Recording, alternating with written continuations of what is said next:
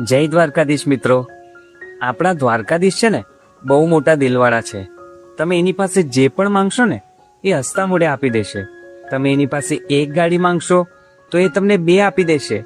એક દુકાન માંગશો તો આખી ફેક્ટરી આપી દેશે. દુનિયાની કોઈ પણ વસ્તુ આપવામાં એ ક્યારેય પાછો નથી પડતો.